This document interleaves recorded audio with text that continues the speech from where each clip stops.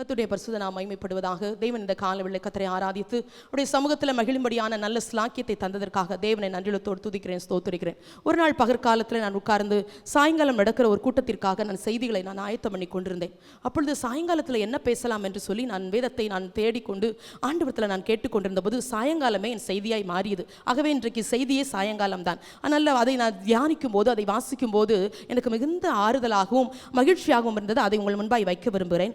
ஆதியாகமத்தின் புஸ்தகம் 8ஆம் அதிகாரம் 11ஆம் வசனத்தை வாசிக்கலாம். ஆதியாகமத்தின் புஸ்தகம் 8ஆம் அதிகாரம் 11ஆவது வசனம். அந்த புறா சாயங்காலத்தில் அவனிடத்தில் வந்து சேர்ந்தது. இதோ, அது கொத்திக் கொண்டு வந்த ஒரு ஒலிவ மரத்தின் இலை அதன் வாயில் இருந்தது. அதனாலே நோவா பூமியின் மேல் ஜலம் குறைந்து போயிற்று என்று அறிந்தான். இதிலே வாசிக்கிறோம், அந்த புறா சாயங்காலத்திலே நோவாவிடத்தில் திரும்பி வந்தது என்று வாசிக்கிறோம். ஆண்டவர் ஒரு பெரிய ஜலப்பிரளயத்தை கட்டளையிட்ட போது நோவா மேல் கிருபையுள்ள தேவன், அவன் மேல் இரக்கமாய் இருந்த தேவன் கிருபையாய் கர்த்தர் நோவாவையும் அவருடைய குடும்பத்தையும் அந்த பேழைக்குள்ள வைத்து கண்மணி போல கர்த்தர் பாதுகாக்கிறார். இப்பொழுது 1 வருஷங்கள் தாண்டி விட்டது. ஆண்டவர் நோவாவையும், அந்த 8ஆம் அதிகாரம் சொல்கிறது, நோவாவையும் கர்த்தர் அந்த குடும்பத்தாரை நினைவு கூர்ந்தார் என்று. ஆண்டவர் நினைவு கூறுகிற ஒரு வேளை வந்து விட்டது. இப்பொழுது ஜலப்பிரளயம் நின்று விட்டது, மழை நின்று விட்டது. இப்போ ஜலம் குறைய ஆரம்பித்து விட்டது. ஆனால் வெளியே என்ன நடக்கிறது என்று சொல்லி நோவாவுக்கு தெரியாது. ஏனென்றால் கதவு அடைக்கப்பட்டு விட்டது. கதவை அடைத்தவர் கர்த்தர். அவர் சொன்னால் தான் திறக்க முடியும். அவர் திறந்து விட்டால் தான் நோவா குடும்பம் வெளியே வர முடியும். ஆனால் நோவாவுக்கு ஒரு ஆசை, வெளியே என்ன நடக்கிறது, ஜலம் எந்த அளவுக்கு குறைந்து இருக்கிறது என்று சொல்லி அறிவதற்காக முதல்ல காக்காவை அனுப்பி பார்க்கிறார். இந்த காக்காவாவது எனக்கு ஒரு செய்தி கொண்டு வருமா என்று. ஆனால் இந்த காக்காவிடத்திலிருந்து ஒரு செய்தி வந்தது போல தெரியவில்லை. வேதம் சொல்கிறது போக்குமரத்துமாய் இருந்தது என்று. அப்பொழுது இவர் நினைக்கிறார், காக்காவை நம்பி இனி பிரயோஜனம் இல்லை, புறாவை அனுப்பி பார்ப்போம் என்று சொல்லி இந்த புறாவை அனுப்புகிறார். முதல்ல போன அந்த புறா உடனே அது திரும்பி வந்து விட்டது. வேதம் சொல்கிறது உள்ளங்கால் வைத்து இளைப்பார் இடமில்லாதன் என்று சொல்லி.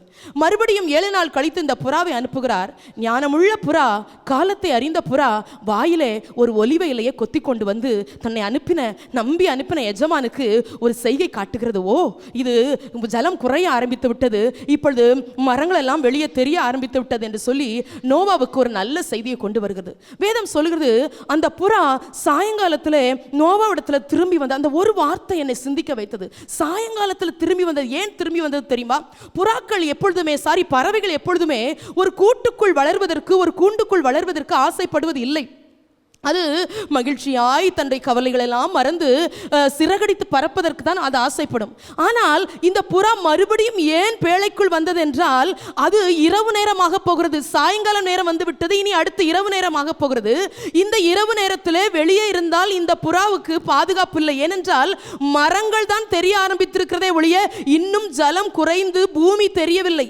இதை அறிந்த புறா இந்த இருட்டு நேரம் வருவதற்குள்ளே, இல்லை என்றால் இந்த இரவு நேரம் வருவதற்குள்ளே நாம் போய் பேழைக்குள்ளே அடைக்கலமாகிவிட வேண்டும் என்று சொல்லி தீவிரித்து புறப்பட்டு வந்து நோவா அனுப்பின அதே பேழைக்குள்ள மறுபடியும் வந்து சேர்ந்தது. இந்த ஒரு வார்த்தை என்னை அதிகமாய் பாரப்படுத்தினது.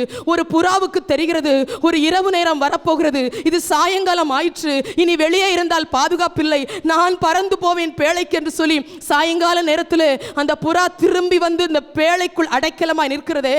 ஒருவரும் கிரியை செய்யக்கூடாத ஒரு ராக்காலம் வருகிறதே, ஒரு ஆவியானவர் எடுப்ப காலம், ஒரு வருகையின் காலம், அவர் நியாயாதிபதியாய், அவர் உலகத்தை நியாயம் தீர்க்கிறவர் வரப்போகிற ஒரு காலம் வந்துவிட்டது என்பதை நாமும் நம்முடைய ஜனங்களும் சில நேரத்தில் அறியாமல் இருக்கிறோமே.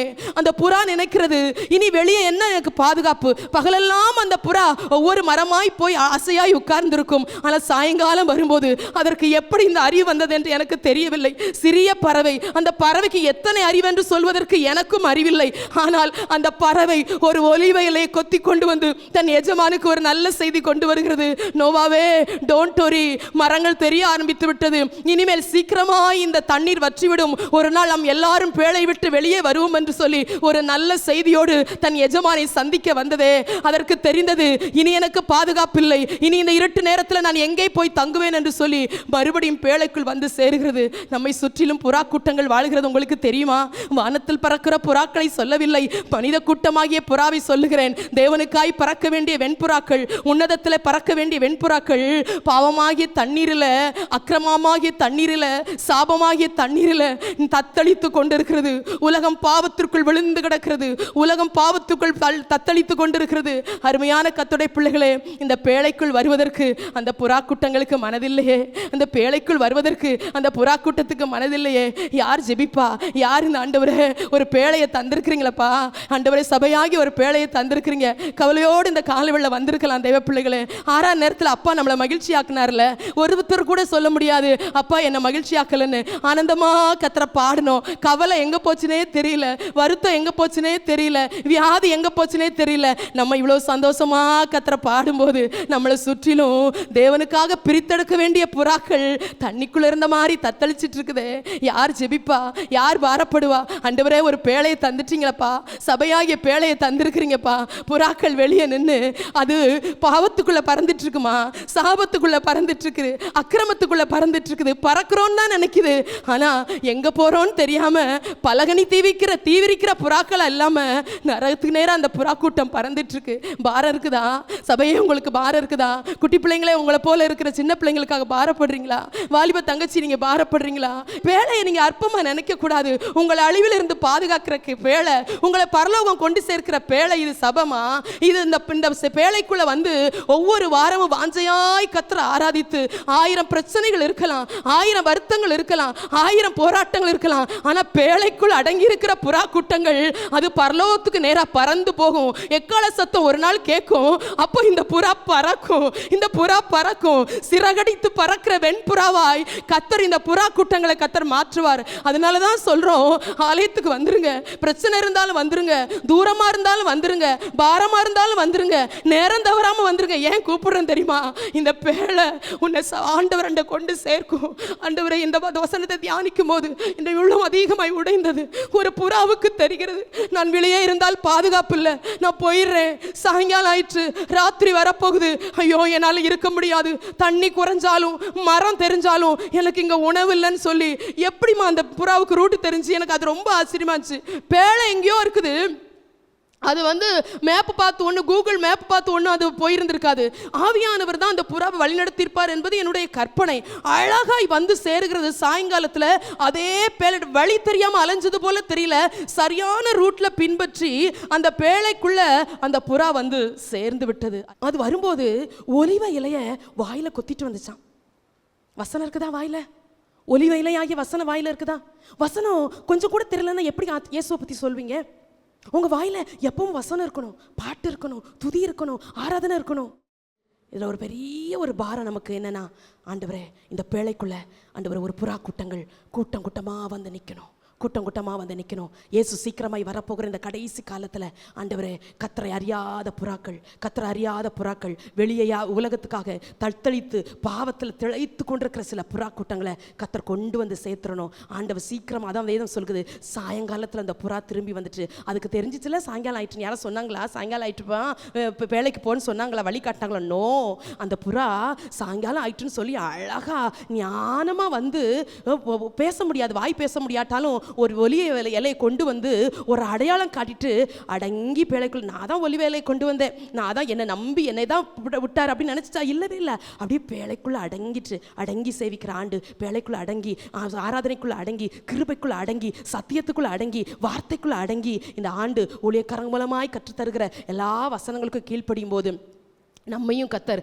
தேவனுக்காய் பறக்கிற புறாக்களாய் மாற்றுகிறது மாத்திரமல்ல, நம்மை நம்பி அநேக புறா கூட்டங்களை கர்த்தர் சபையில சேர்ப்பார். 2வதாக வாசிக்கிறோம், ஆதியாகமத்தின் புஸ்தகம் 24ஆம் அதிகாரம் 11ஆம் வசனத்தை வாசிக்கலாம். ஆதியாகமத்தின் புஸ்தகம் 24:11. ஊருக்கு புறம்பே ஒரு தண்ணீர் துறவண்டையிலே தண்ணீர் மொள்ள ஸ்திரீகள் புறப்படுகிற சாயங்கால வேளையிலே ஒட்டகங்களை மடக்கி தனக்குள்ளே சொல்லிக் கொண்டது என்னவென்றால், இதில் வாசிக்கிறோம், எலியேசர் துறவண்டையில நிற்கிறார். எதற்கு போனார் என்று நமக்கு தெரியும். ஆபிரகாம் சொன்னாரு போய் பொண்ணு பார்த்துட்டு வரணும்னு. கொஞ்சம் இன்ஸ்ட்ரக்ஷன்லாம் கொடுத்து அனுப்புறாரு. பொண்ணு வந்து உன் கூட வரணும், இங்கே தான் பொண்ணு பார்க்கணும், இந்த ஊரில் தான் பொண்ணு பார்க்கணும் அப்படின்னு அது மட்டும் தான் சொன்னார். பொண்ணு இவ்வளோ உயரம் இருக்கணும், இவ்வளோ வெயிட் இருக்கணும், இவ்வளோ கலராக இருக்கணும், அதெல்லாம் ஒன்றுமே சொல்லலை. தேவனுக்கு பிரியமான பிள்ளையாக இருக்கணும் சொல்லி எலியேசரை அனுப்பி வச்சிட்டார். இந்த எலியேசர் உண்மையுள்ள ஒரு உத்தமமுள்ள ஊழியக்காரனாய் ஆபிரகாம் வீட்டில் விசாரணை கர்த்தனா இருக்கிறார், வயது முதிர்ந்த ஒரு வேலைக்காரர். அப்போ இவர் போறாரு, போய் அந்த பிரயாணத்தில் அவங்க சாயங்காலம் வந்துருச்சு. எத்தனை நாள் பிரயாணம் பண்ணாரோ நமக்கு தெரியல. 10 ஒட்டகங்கள் கூட போகுது. அந்த பிரயாணத்தினால் வந்த களைப்பு, வேதம் சொல்கிறது ஒட்டகங்களை மடக்கி என்றால் ஒட்டகங்கள் இப்போ ரெஸ்ட் எடுக்க ஆரம்பிச்சிச்சு. இது சாயங்கால நேரம் வந்துச்சு. ஒட்டகம் இளைப்பாற ஆரம்பிச்சிச்சு. ஆனால் எலியேசரால இளைப்பாற முடியல. ஏன் தெரியுமா? உள்ளத்துக்குள்ள எஜமான் நம்பி கொடுத்த ஒரு பொறுப்பு வாதிச்சுக்கிட்டே இருக்குது. ஒட்டகம்லாம் படுத்துருச்சு, நிச்சயமா வேலைக்காரங்களும் படுத்திருப்பாங்க. ஆனால் எலியேசரால படுக்க முடியல. ஆண்டவரே, சாயங்காலம் ஆயிடுச்சுப்பா, இப்போ தண்ணி எடுக்க வர்ற நேரம், ஸ்திரீகள் எல்லாம் துறவண்டையில் நிற்கிறேன். யாராவது ஒரு பெண்ணு வந்து, நான் கேட்பேன் தண்ணி தானு. அந்த பெண்ணு சொல்லணும், உனக்கு மட்டும் இல்லை உன்னுடைய ஒட்டகங்களுக்கும் வார்ப்படி. இப்படி எந்த பெண்ணுங்க சொல்லுவா? எவ்வளவு ரிஸ்கான ஒரு ஜெபத்தை ஏறெடுக்கிறார். இன்றைக்கு தயவு, அடுத்த வசனத்தில் அப்படிதான் சொல்றார், இன்னைக்கு அடியானுக்கு தயவு செய்தரலும் என்று ஆண்டவற்றை கெஞ்சி கேட்கறது போல ஜெபிக்கிறார். ஆண்டவர் எவ்வளவு நல்ல தேவன் பாருங்க.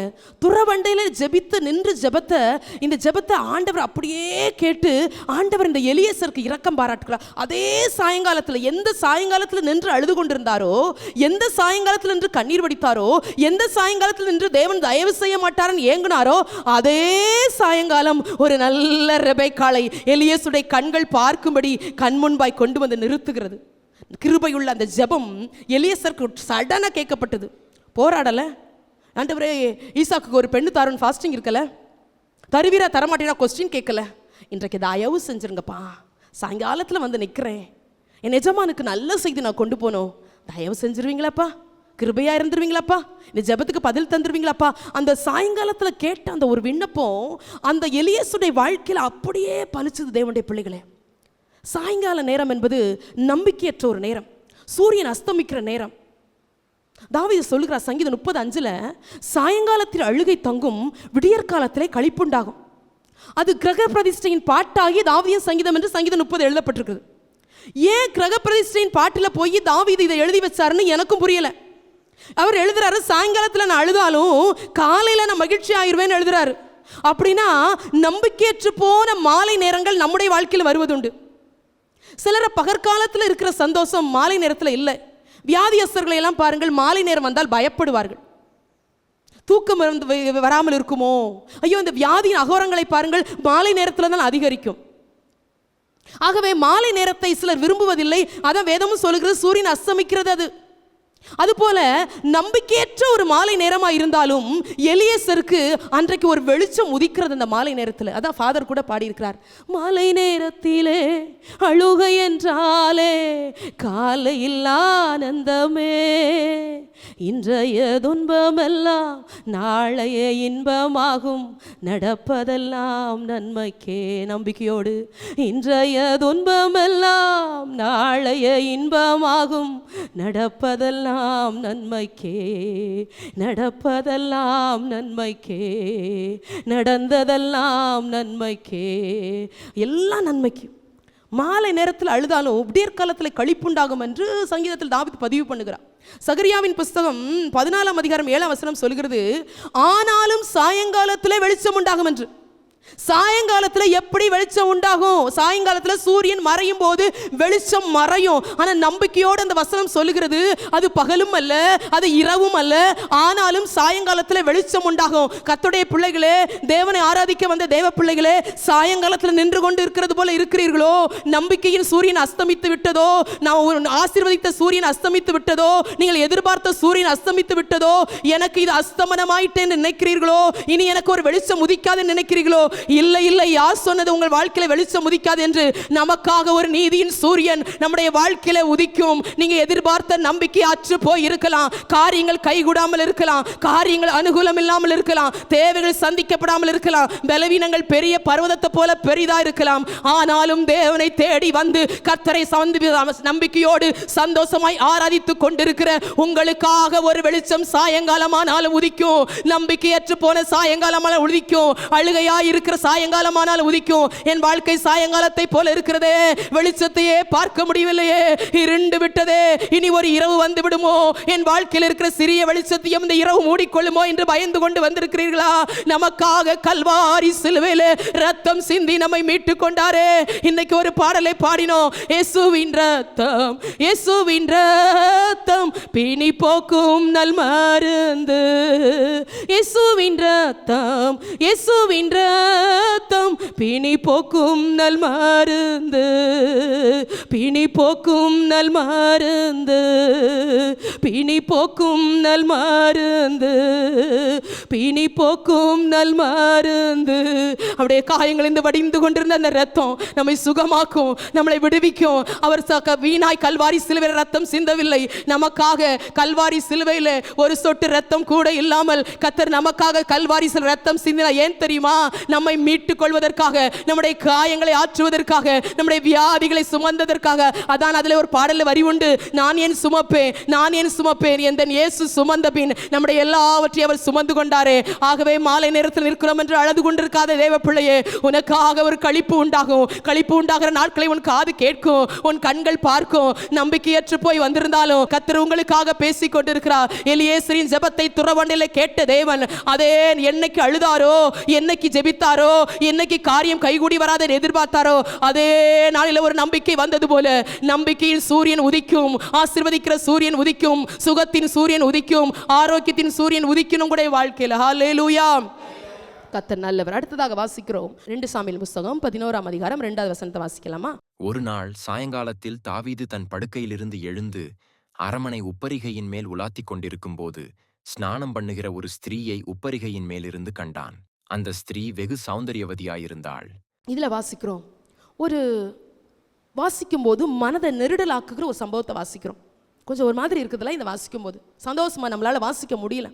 யுத்தத்துக்கு ராஜாக்கள் போயிருக்கிற ஒரு காலம். ராஜாக்கள் எல்லாம் யுத்தம் செய்கிறது வருஷத்துல ஒரு தடவை. எல்லா ராஜாக்களும் யுத்தம் செய்யும் போது ஏன் தாவீது அரண்மனையில் இருந்து விட்டார் என்று நம்மளால புரிய முடியவில்லை. சும்மா இருந்துட்டாலும் பரவாயில்ல, சும்மா தானே இருக்கிறோம் அப்படின்னு சொல்லி அவர் தன்னுடைய உப்பரிகை என்றால் போர்ட்டிகோ மாதிரி நினைக்கிறேன், அதில் அவர் வாக்கிங் போயிட்டு இருந்தாராம். சும்மா அங்கே எங்கேயும் பார்த்து, ராஜா இல்லையா, ராஜ தோரணை, ராஜவஸ்திரம்.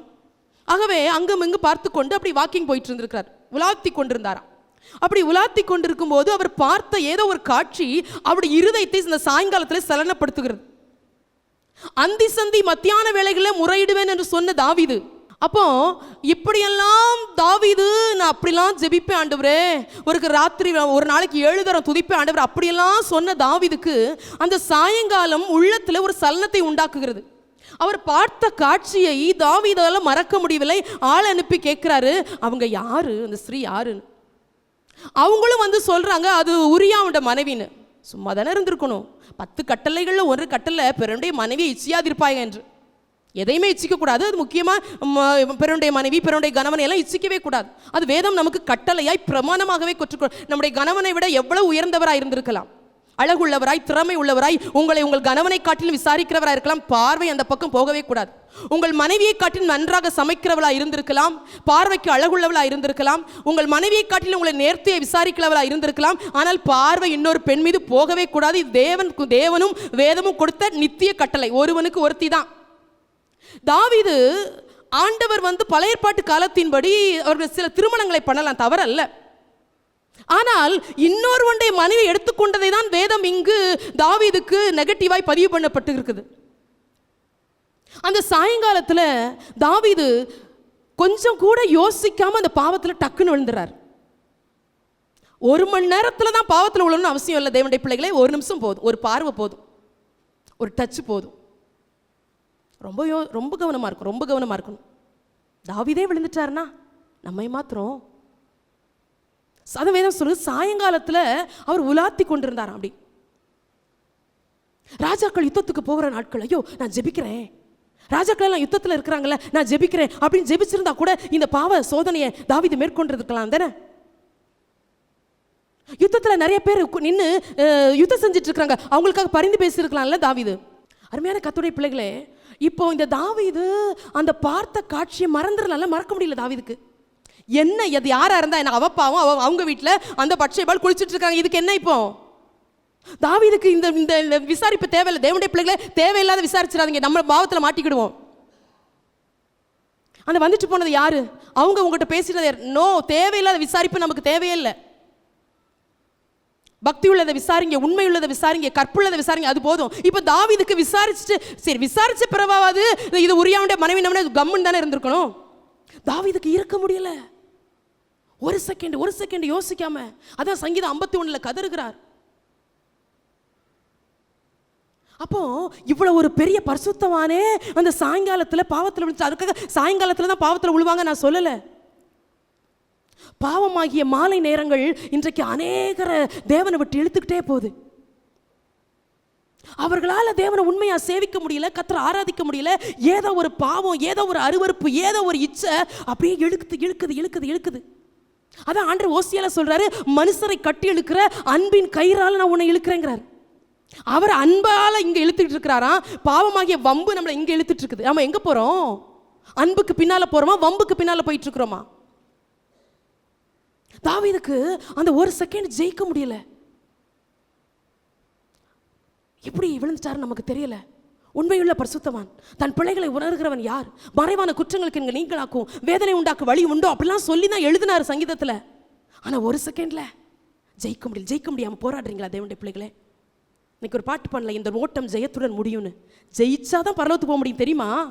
ஆராதிச்சா பரலோகத்து போயிடலாம்னு நினைக்கிறீங்களா? நோ. ஜெபிச்சா பரலோகத்து போயிருக்கு? நோ.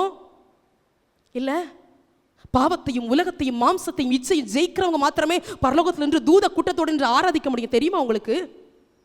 கடந்த நாட்களில் ஒரு பரிசுத்தவாட்டி இறந்து விட்டதை நான் வெள்ளிக்கிழமை உபாஜபத்தில் கூட உங்கள்கிட்ட சொன்னேன்.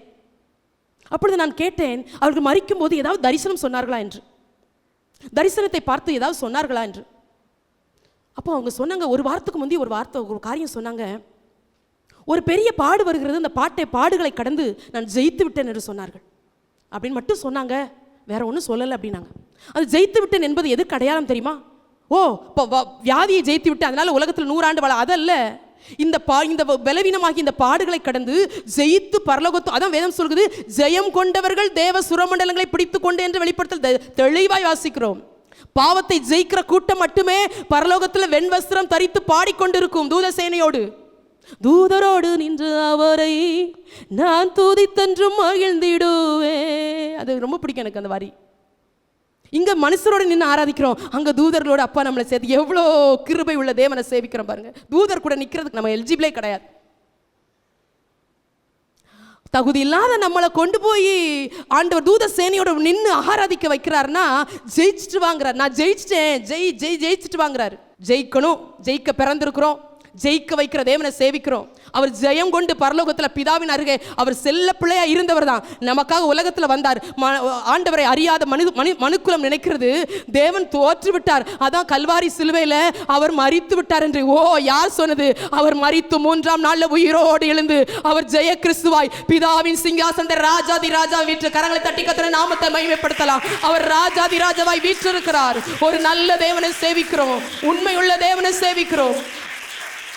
தேவ சபையே, பாவத்தை ஜெயித்து விடு, அருவருப்பை ஜெயித்து விடு, அந்நிய காரியங்களை ஜெயித்து விடு, உன்னை அடிமைப்படுத்துகிற எல்லாவற்றையும் ஜெயித்து விடு. உனக்கு நிச்சயமான பரலோகம் தேவனால் அருளப்படும். அடுத்ததாக வாசிக்கிறோம் ஆதியாகமத்தின் புஸ்தகம் 24ஆம் அதிகாரம் 63ஆம் வசனத்தை வாசிக்கும் போது, ஆதியாகமத்தின் புஸ்தகம் 24:63. ஈசாக்கு சாயங்கால வேளையிலே தியானம் பண்ண வெளியிலே போயிருந்து தன் கண்களை ஏறெடுத்து பார்த்தபோது ஒட்டகங்கள் வரக்கண்டான். இதுல வாசிக்கிறோம், இது ரொம்ப பிடிக்கும் எனக்கு. என்ன பாருங்க, ஈசாக்கு சாயங்கால வேளையிலே தியானம் பண்ண வெளியே போயிரும்போது ஒட்டகம் அங்கிருந்து வருதான்.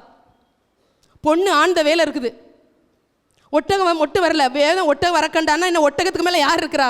ரெபேக்காள் இருக்கிறாங்க. அதான் விஷயம். எலியேசர் பெண்ணு பார்க்க போயிட்டு இப்போ 10 ஒட்டகங்களோடு சந்தோஷமா வர்றாரு. ரெபேக்காளையும் அவருடைய வேலைக்காரர்களையும் கூட்டி கொண்டு அவர் சந்தோஷமா ரெபேக்காள் அம்மாவை வீட்டில் வழி அனுப்பி வச்சுட்டாங்க. போயிட்டு வாமா பொண்ணு, நீ கோடியாய் பெருகுவாயாகன்னு சொல்லி வாழ்த்தி அனுப்பி வச்சுட்டாங்க. இப்போ ஒட்டகங்களை பார்க்குறாரு, ஒட்டகத்தை மட்டும் பார்க்கல, ஒட்டகத்துக்கு மேலே இருக்கிற ரெபேக்காளையும் தான் ஈசாக்கு பார்க்குறாரு. அதை ஒரு வார்த்தை உங்களுக்கு அடிக்கோடிட்டு காட்ட விரும்புகிறேன். ஈசாக்கு சாயங்கால வேளையில தியானம் பண்ண வெளியே போயிருந்து. ஏன் தியானம் பண்ணணும்? தேவனோடு செலவழிக்கிற நேரம் அது. தியானம்னா ஏதோ ஒரு புக்கை வச்சுட்டு அப்படி உட்கார்ந்துருந்தாருன்னு நான் சொல்லலை. அது தேவனோடு ஸ்பெண்ட் பண்ணுகிற அந்த டைமை ஈசாக்கு தேவனுக்காய் கொடுக்கும்படி வெளியே போயிருந்தாராம். என்னன்னு நினச்சிருக்கணும் ஈசாக்கு? ஐயோ, எலியேசர் போனாரே, பெண்ணு பார்த்துட்டாரோ, பார்க்க முடியலையோ, ஊரா அலைஞ்சிக்கிட்டு இருக்கிறாரோ. அப்பாட்ட போய், ஆபிரகாம், அப்பா எலியேசர்ட்டு ஏதாவது துப்பு வந்துச்சாப்பா, பார்த்துட்டேன்னு சொன்னாராப்பா. ஏற்கனவே எனக்கு 40 வயசு ஆயிடுச்சு, இன்னும் 5 வருஷம் காத்திருக்கணுமா, அம்மா வேற செத்து போயிட்டாங்க, எனக்கு பொண்ணு கிடைக்குமா, நான் ஒரே பையனாக இருக்கிறேன், என்னை நம்பி பொண்ணு தருவாங்களா, ஏதாவது நல்ல செய்தி சொன்னாராப்பா, என்னைக்கு வருவேன்னு சொன்னார், கேட்டிருக்கணும்ல. எதிர்காலத்துக்காய் காத்திருக்கிறவங்களுக்கு அந்த கனவு இருக்கும்ல. ஆனால் வேதம் சொல்கிறது ஈசாக்கு எதையுமே மைண்டில் வைக்கல. பொண்ணு வராமல் இருக்கா, எனக்கு 40 ஆகுது 50 ஆகுது, கல்யாணம் முடியாமல் இருக்குது, ஒட்டகங்கள் எம்டியாக வருது, அதை பற்றி டோன்ட் கேர், அதை பற்றி எனக்கு விஷயமே இல்லை. இது நான் தேவனோடு செலவழிக்கிற நேரம்ப்பா. பொண்ணு வந்தா என்ன, வராமல் இருந்தா என்ன, எலியேசர் பொண்ணை கூட்டிட்டு வந்தா என்ன, வராமல் இருந்தா எதை பற்றி எனக்கு கவலை இல்லை, இது நான் தேவனோடு செலவழிக்கிற நேரம் சொல்லி சாயங்காலம் ஆனபோது ஈசாக்கு வீட்டுக்குள்ளே இருக்கல, வெளியே போயிட்டார் தேவனோட டைம் ஸ்பெண்ட் பண்ணுறதுக்கு. கர்த்தருடைய பிள்ளைகளே, அந்த வருகிற மனவாட்டியோ இல்லை என்றால் எதிர்கால மனைவி வருவாளோ வரமாட்டாளோ என்கிற எந்த எதிர்பார்ப்பும் ஈசாக்கையும் தேவனையும் பிரிக்கவே இல்லை. அங்கதான் விஷயம். நம்மளை சின்ன வியாதி தேவனை விட்டு பிரிச்சிருது. சின்ன ஒரு ஆசீர்வாதத்தை கொடுத்துட்டு ஆஹோ நல்லா இருக்குதுல்ல, ஆசையா இருக்குதுல்ல அப்படின்னு அப்படி உட்கார்ந்துடுறோம்ல. ஈசாக்குக்கு எதை பத்தியும் கவலையே இல்லை. ஐயோ எத்தனை நாள் ஆச்சு, எத்தனை நாள் கழிச்சு திரும்பி வந்தாருன்னு தெரியல. ஏன்னா இன்னைக்கு மாதிரி ஃபாஸ்ட்டாக அவங்க ட்ராவல் பண்ணியிருக்க முடியாதுல்ல, ஒட்டகத்து மேலே போகிறாங்க. எதையுமே மைண்ட் பண்ணாத ஈசாக்கு அவர் தேவனோடு செலவழிக்கிறதுக்காக சாயங்காலத்தில் அப்படி வெளியே போனாரா. தேவ உறவு இன்பமாக இருக்குதா? தேவனோடு செலவழிக்கிற நேரங்கள் அருமையாக இருக்குதா? வாஞ்சிக்கிறீங்களா தேவ பிரசன்னத்தை? அதான் தாவீது சங்கீதத்தில் எழுதுகிறார், தேவனே உம்முடைய வாசஸ்தலங்கள் எவ்வளவு இன்பமல், எவ்வளவு அப்படின்னா அதுக்கு ஈட நான் எதையுமே சொல்ல முடியாதுங்கிறார். தேவனுடைய வாசஸ்தலம், ஆண்டுடைய சமூகம், ஆண்டுடைய பிரசன்னம் இன்பமாவே தெரியல. அதனால மணியை பார்க்க வேண்டியிருக்கு. அதனால நம்ம தாமதமாக வர்றோம், அதனால நம்ம மிஸ் பண்றோம், அதனால சாக்கு போக்க சொல்றோம், என்னெல்லாமோ சொல்றோம். தேவனை விட்டு மட்டும் நம்மளை உலக பிரகாரமான ஐக்கியமோ, உலக பிரகாரமான உறவுகளோ, உலக பிரகாரமான காரியங்களோ பிரிச்சிடவே கூடாது. இதில் ரொம்ப ஜாக்கிரதையாக இருக்கணும் தேவனுடைய பிள்ளைகளை. உங்களுக்கும் தேவனுக்கும் இருக்கிற அந்த ஆத்மீய உறவை நீங்கள் பாதுகாத்துக்கணும். அதான் மத்தேயுல வாசிக்கிறோம், மார்க்குலையும் வாசிக்கிறோம். மத்தேயு 14:23, மார்க்கு 6:47 வாசிக்கிறோம். இயேசு சாயங்கால வேளையிலே தனிமையாக இருந்தார் என்று சொல்லப்பட்டிருக்கிறது. எல்லாரும் போங்க, நான் அப்படி தனிமையாக இருந்து அப்படி கொஞ்சம் கனவு கண்டுகிட்டு இருக்கேன். அதுக்கா இல்லை பிதாவோடு நேரம் ஆண்டவருடைய ஷெட்யூல் ரொம்ப டைட்டாக இருந்துச்சு. அவர் போனாலே ஒரு கூட்டம் வந்துடுது, பிரசங்கம் பண்ணுறாரு, போதிக்கிறாரு, அற்புதம் செய்கிறார், எல்லாம் செய்கிறாரு. ஆனால் அவருக்கு பிதாவோடு செலவழிக்கிறதுக்கு கொஞ்சம் டைம் தேவைப்பட்டுச்சு. அதான் வேதம் சொல்லுது அவர் தனிமையாக இருந்தார் என்று. வேதம் யாக்கோபை குறித்து வாசிக்கிறோம், யாக்கோபு பிந்தி தனித்திருந்தார் என்று. எத்தனை பேருக்கு அந்த தனியாக தேவனோடு கூட உறவாடுகிற அனுபவம் எத்தனை பேருக்கு இருக்குது? கூட்டமாக ஜெபிக்கிறோம், கூட்டமாக ஆராதிக்கிறோம், கூட்டமாக பாடுறோம், ஓ நல்லது. ஆனால் தனித்து தேவ சமூகத்தில் ஜெபிக்கிறவங்க எத்தனை பேர் அந்த பழக்கத்தில் நிற்கிறீங்க? தனியாக ஜெபிக்கலனா உங்கள் வாழ்க்கை ஜெயமாக இருக்காது தேவனுடைய பிள்ளைகளே. தனியாக ஜெபிக்கலனா சில பிரச்சனைகளை நீங்கள் மேற்கொள்ளவே முடியாது. பிதாவுக்கும் உங்களுக்கும், ஆண்டவராக இயேசு கிறிஸ்துவுக்கும் உங்களுக்கும் ஒரு நல்ல க்ளோஸ் ரிலேஷன்ஷிப் இருந்தே ஆகணும். பாட்டு கூட பாடிட்டு விடுங்க, ஒன்றும் பிரச்சனை இல்லை. ஜெபிக்க முடியலையா? ஜெபிக்க மனசு வரல, ஜெபிக்கணும்னு நினைக்கிறேன், ஜெபிக்க முடியலையா? ஒரு பாட்டை திரும்ப பாடிட்டு என் ஆத்மாவை கர்த்தரை ஸ்தோத்திரின்னு புட்டுருங்க போதும். அனுபவிக்கிறதுக்கு ஆண்டவர் சில ஆசீர்வாதங்களை தந்திருந்தாலும் இந்த பிரசன்னத்தில் அனுபவிக்கிற சந்தோஷத்துக்கு ஈடா சான்ஸே இல்லை நான் சொல்வேன். ஒரு பாட்டை கூட திரும்ப பாடிடுங்க. எனக்கு ரொம்ப ஜெபிச்சு பழக்கம் இல்லையா தேவனுடைய பிள்ளைகளே? குட்டி பிள்ளைங்களை கொஞ்சம் கவனிங்க, வார்த்தையை முடிக்க போகிறேன். ஜெபிக்காமல் ஒரு நாளை தொடங்கக்கூடாது, ஜெபிக்காமல் ஸ்கூலுக்கு போகக்கூடாது, ஜெபிக்காமல் ஸ்கூல் பேக்கை கொண்டு வீட்டுக்குள்ளே வைக்கக்கூடாது. வாலி பிள்ளைகளை சொல்கிறேன், ஸ்கூலுக்கு போனாலும், வேலைக்கு போனாலும், காலேஜுக்கு போனாலும் ஜெபிச்சுட்டு போங்க. சகோதரிகளே சகோதரிகளே சொல்கிறேன், எல்லாரும் ஜெபிக்காமல் உங்கள் காரியம் நடக்கவே கூடாது. ஜெபத்தில் நடந்துச்சு சொல்லுங்கள், அப்பா செஞ்சாங்க, அம்மா செஞ்சாங்க, அவங்க தந்தாங்க. நோ, ஜெபிச்சேன் கர்த்தர் தந்தாருன்னு சொல்லுங்க. ஜெபிச்சேன் கர்த்தர் என்ன விடுவிச்சாருன்னு சொல்லுங்க. ஜெபிச்சேன் கர்த்தர் என்ன ஆசீர்வதிச்சாருன்னு சொல்லுங்க. ஜெபிச்சேன் கர்த்தர் என்ன தூக்கி எடுத்தாருன்னு சொல்லுங்க. அந்த நெருங்கிய உறவுக்குள்ள வந்துருங்க. அதான் ஃபாதர் பாடுறாரு, என் ஆசையெல்லாம் நீர்தானையா, என் தேவையெல்லாம் நீர்தானையா. பாடுறீங்களா? ஒரு நாளைக்கு ஒரு தடவை அந்த வார்த்தையை சொல்றீங்களா? ஆசையே இயேசுவா மாறட்டுமா, தேவையே இயேசுவா மாறட்டுமா, இருதயத்தை அவர் கவர்ந்து கொள்ளட்டுமா, வாருமே நேசரே வயல்வெளிக்கு போவோம் என்று சூலமித்து அழைத்தது போல ஒவ்வொரு நாளும் வயல்வெளியாக தேவ பிரசன்னத்தில் உட்கார்ந்துருக்கிற ஆசைப்படுறீங்களா? ஈசாக்கு எதையுமே மைண்ட் பண்ணல. செல்லமாய் வளர்க்கப்பட்ட ஈசாக்கு, அம்மா இறந்து 3 வருஷம் ஆயிடுச்சு. 3 வருஷம் கழிச்சு தான் கல்யாணம் முடியுது ஈசாக்கு. வேதமே சொல்லுகிறது, ரெபெக்காளை பார்த்த உடனே தன் தாய்க்காக கொண்டிருந்த துக்கம் நீங்கி ஆறுதல் அடைந்தான் என்று. ஆனா ஒரு கல்யாணத்துக்கு தெரியல, எலியேசர் போனது தெரியும், பெண் பார்க்க போனது தெரியும், ஆபிரகாம் சொல்லி அனுப்புனது தெரியும். எப்பா நான் கொஞ்சம் கூட போயிட்டு வரேன்ப்பா, எனக்கு ஈசாக்கு ரொம்ப பிடிக்கும். ஏன் தெரியுமா? ஒரே கல்யாணம். அப்பா மாதிரியும் பண்ணலை, பிள்ளைகளும் ஏசா யாக்கோபெலாம் நிறைய பண்ணுது, அப்படியும் பண்ணலை. அதான் வேதம் பதிவு பண்ணியிருக்கிற ஒரு வார்த்தை, ஈசாக்கின் பயபக்திக்குரிய தேவன் என்று. ஈசாக்கும் பிள்ளை இல்லை, 20 வருஷம் வெயிட் தான் பண்ணுறாரு. பண்ணியிருக்கணும்ல அப்பா மாதிரி அவசரப்பட்டு, நோ பண்ணலை. ரொம்ப அந்த ஈசாக்கு தனக்கும் தேவனுக்கும் இருக்கிற உறவை காத்துக்கொண்ட விதம் எனக்கு ஆச்சரியமா இருந்துச்சு. ஒரு திருமணத்தை எதிர்பார்த்து இருக்கிறார், பொண்ணு வருமா வராதா, இந்த மாதிரி வீடியோ கால் பேச முடியாது, எந்த கம்யூனிகேஷனும் இல்லை. அந்த மாதிரி நேரத்தில் அது எதை பத்தியுமே நினைக்கல. சாயங்காலமான போது அவன் தியானம் பண்ண வெளியே போயிருக்கும் போது கண்களை எடுத்து பார்க்கும்போது ஒட்டகங்கள் வர கண்டான். தேவனோடு இருக்கிற உறவு வர வேண்டிய நன்மைகளை உங்களுக்கு கொண்டு வரும். தேவனோடு இருக்கிற ஐக்கியம் தடைபட்டிருக்கிற சில ஆசீர்வாதங்களை உங்களை தேடி வர செய்யும். தேவனோடு இருக்கிற நெருங்கிய அந்த தொடர்பு உங்கள் வாழ்க்கையில நம்பிக்கையற்று போன எல்லா சூழ்நிலைகள் மத்தியிலும் உங்களுக்கு நம்பிக்கையின் வாசலை கத்த திறக்கும். தேவனுடைய பிள்ளைகளே, ஏன் சரிமா சில காரியம் அனுகூலமா முடியல, ஏன் சில தேவைகள் சந்திக்கப்படல தெரியுமா? ஆண்டவருக்கும் நமக்கும் இருக்கிற உறவுல எங்கேயோ ஒரு இடைவெளி, எதுலனாலும் இடைவெளி வரலாம். ஆண்டவருக்கும் நமக்கு இருக்கிற உறவுல மட்டும் இடைவெளி வந்துடவே கூடாது. எப்போ எக்கால சத்தம் கேட்குமோ தெரியாது, எப்போ நம்ம மறிப்போமோ தெரியாது, எப்போ நம்மளை பெட்டியில வைப்பாங்களோ தெரியாது, எப்போ நம்மளை கொண்டு போய் அடக்கமிடுவாங்களோ தெரியாது. ஆனா எதுவா இருந்தாலும் ஆண்டவரோடு இருக்கிற அந்த உறவு நம்மை பாதுகாக்கும், நம்மளை ஜெயிக்க வைக்கும், தேவனுக்காய் ஓட வைக்கும், பரலோகத்துல கொண்டு போய் சேர்க்கும். அதனால தனிப்பட்ட ஒரு தேவனோடு இருக்கிற நெருங்கி ஐக்கியத்துக்குள்ள வாங்க. கர்த்தர் உங்களை ஆசீர்வதிப்பார். ஒரே ஒரு வசனம் முடிக்க போறேன். லூக்கா புஸ்தகம் எழுதின சுவிசேஷம் 24ஆம் அதிகாரம் 29 வாசிடலாமா? அவர்கள் அவரை நோக்கி, நீர் எங்களுடனே தங்கியிரும், சாயங்காலமாயிற்று, பொழுதும் போயிற்று என்று அவரை வருந்தி கேட்டுக்கொண்டார்கள். அப்பொழுது அவர் அவர்களுடனே தங்கும்படி உள்ளே போனார். இதில் வாசிக்கிறோம், ஒரு சீசர்கள் வந்துட்டே இருக்கிறாங்க.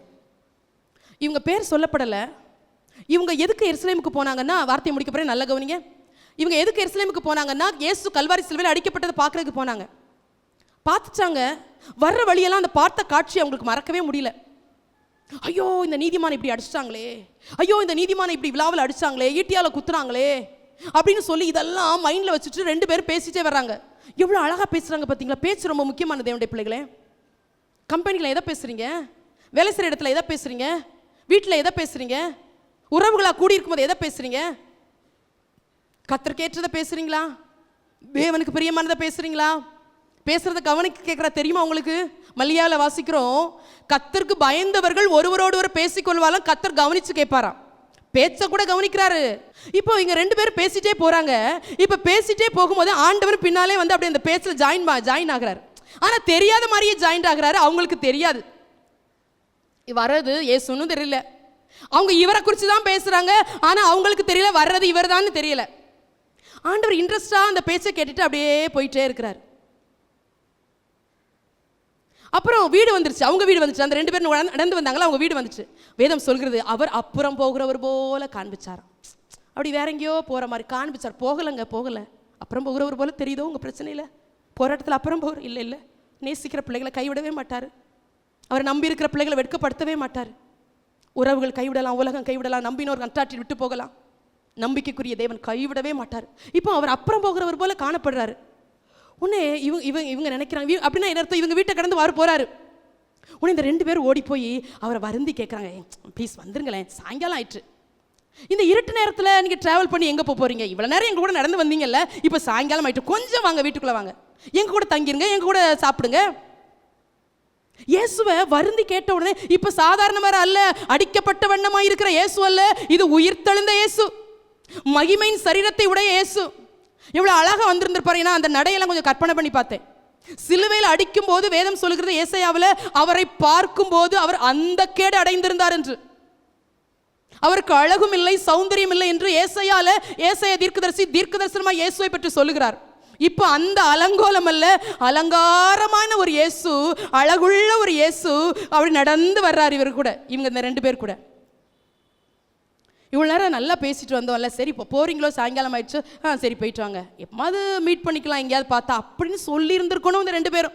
ஆனால் அவங்க சொல்லலை, வருந்தி கேட்குறாங்க, வந்துருங்க, எங்களோடு தங்கிருங்க அப்படின்னு ரெக்வஸ்ட் பண்ணுறாங்க. திரும்ப கூப்பிட்றாங்க, வந்துடுறீங்களா, கொஞ்சம் வந்துட்டு போயிருங்களேன், வாங்க, இன்னைக்கு வரலன்னா என்னைக்கு வர போகிறீங்க? அவர் சொல்லியிருப்பார், நான் இன்னொரு நாள் வரேன் இருப்பார். இது என்னுடைய கற்பனை, நெக்ஸ்ட் டைம் பார்த்துக்கலாம் பாரு அப்படின்னு சொல்லியிருப்பார். இல்லை அடுத்த வாரம் வரேன் அப்படின்னா, உன்னை இவங்க இல்லை இன்னைக்கு வரணும், வந்துருங்க, சாப்பிட்டு போங்க, நைட்டு மட்டும், ரொம்ப நாள் உங்களுக்கு ராத்திரி மட்டும் தங்கிட்டு போங்க. இயேசுவை கூப்பிட்டாங்களா? என்ன பாக்கிய பெற்ற சீசர்கள் பாருங்க. அப்படி கூப்பிட்டீங்களா? என்னை விட்டு போயிடாதீங்கப்பா, என்னோட தங்கிருங்கப்பா. சில வேலைக்கு போகும்போது, எஸ்ப்பா வேலைக்கு போயிட்டு வரேன் அப்படி சொல்கிறீங்களா? சொல்லக்கூடாது. என் கூட வாங்க சொல்லணும், என் கூட தங்கிருங்கன்னு சொல்லணும், என் கூட வாழுங்கன்னு சொல்லணும், என் வீட்டிலே உலாவுங்கன்னு சொல்லணும். நிறைய பேர் சொல்ல தெரியாமல், ஆண்டவரே நான் டாட்டா ஆண்டவரே, நான் போயிட்டு வரேன் ஆண்டவரே, நான் எங்கள் ஊழியத்துக்கு போனால் சொல்லுவேன், நம்ம 2 பேரும் போகிறோம், கலக்கிறோம், வர்றோம் அப்படி சொல்லுவேன் ஆண்டவரே. என் விசுவாசம் அப்படி போனால் கலக்கிடணும். ஊழியத்துக்காக இறங்கிட்டோமா கலக்கிட்டு தான் வரணும். நம்ம மூலமாக ஒரு 2 பேர்ட்டையாவது ஆண்டவர் பேசிட்டு தான் வரணும். இல்லைன்னா எதுக்கு என்ன முன்னால் வந்து நிற்கணும், உங்களை போல பின்னால் இருந்துட்டு போயிடலாம். வார்த்தைகள் உங்களுக்கு கிரியை செய்யலைன்னா நான் வந்து இங்கே நிற்கணும் அவசியமே இல்லை. அதனால் ஆண்டவர் சொல்ல எங்கே பண்ணலாம் சொல்லுவேன், ஆண்டவர் போகிறோம் வாரம் கலக்கிறோம், இதை சொல்லிட்டு தான் ஆண்டவர் போவோம். ஆண்டவர் நம்ம கூட தான் பயணிக்கிறார் தேவனுடைய பிள்ளைகளே, அது நமக்கு தெரியல. அவரை ஒரு இடத்துல உட்கார வச்சுட்டு ஆலயத்தில் இப்போ போகும்போது கூட நிறைய ஆண்டவரே நான் அடுத்த ஞாயிற்றுக்கிழமை வருவேன் ஆண்டவரே, இந்த வாரம் லோன் கட்டணும் ஆண்டவரே, கடன் கொடுக்கணும் ஆண்டவரே, அங்கே போகணும் ஆண்டவரே, இங்கே வரணும் ஆண்டவரே, அடுத்த ஞாயிற்றுக்கிழமை மீட் பண்ணலாம். நோ, இயேசு உங்கள் கூட பயணிக்கிறார். அதுதான் என் கேள்வி.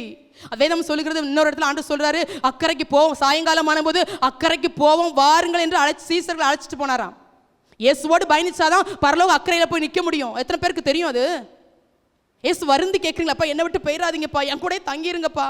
கல்யாண வீட்டுக்கு போனாலும் இயேசு உங்க கூட வரணும். காய்கறி வாங்க போனாலும் இயேசு உங்க கூட வரணும். இயேசுவோடு இருக்கா. அதான் இயேசுவை கூட வரணும்னா சும்மா நீங்கள் பாட்டுக்கு பாவம் செஞ்சாலும் அப்படி இயேசு வருவார் நினைக்கிறீங்களா? அப்படி தப்பு கணக்கு போடக்கூடாது. இயேசுவோடு இருக்கிற அந்த உறவை காத்துக்கிட்டீங்கன்னா அப்பா உங்களை விட்டு போங்கன்னு தள்ளி விட்டா கூட போக முடியாது, உன்னை விட்டு என்னால் போக முடியாது, அப்பா அப்படிதான் என் கூடலாம் இருக்கிறார், அதனால தைரியமாக பேசுகிறேன். கூடவே இருக்கிறார், தேற்றார், அப்படி தைரியப்படுத்துறார். அவருடைய அன்பின் நேச கயிறுகளால் அவர் இழுக்கிறதையும் அவர் தர்ற வசனத்தையும் சிலர் காதுகளில் வந்து அந்த பாடலின் சத்தம் கேட்குறதையும் நான் உணர்ந்திருக்கிறேன் எத்தனையோ நாள். ஓ, நல்ல தேவன், கிருபையுள்ள தேவன் உங்களை நேசிக்கிறார். வாழ்க்கையில் எதை இழந்தாலும் இயேசு இழந்துடக்கூடாது. நீங்கள் கூப்பிட்டா வந்துடுவார். வாங்கப்பா என் கூட இருங்கப்பா, என் பிள்ளைகளோடு இருங்கப்பா, உங்களுக்காக வாழ்ந்து காமிப்பேன்ப்பா, என் கூட இருங்க. நான் அடிக்கடி சொல்கிறது தான் இப்பவும் சொல்கிறேன். உங்களுக்காக வாழ்கிறதுக்கு சுகந்தாங்கன்னு கேளுங்க, தந்துடுவார். உங்களுக்காக வாழ்கிறதுக்காக எனக்கு நல்ல என்னை மேன்மைப்படுத்துங்கப்பா, 4 பேர் மத்தியில் இது இயேசுவை ஆராதிக்கிற பிள்ளை அதனால உயர்த்தப்பட்டிருக்குன்னு சொல்கிறதுக்காக என்னை மேன்மைப்படுத்துங்கப்பா சொல்கிறீங்களா? அப்படி நம்ம சொல்கிறதே இல்லை. அவளை வருந்தி கூப்பிட்றதே இல்லை. ஏசப்பா என் வாழ்க்கைக்குள்ளே இருக்கணும், நான் தேவ பிரசன்னத்தில் தான் வாழணும், தேவனை விட்டு தூரமாக பிரிந்திடவே கூடாது. எல்லாரும் அப்படி எழுப்பி நிற்கலாம்.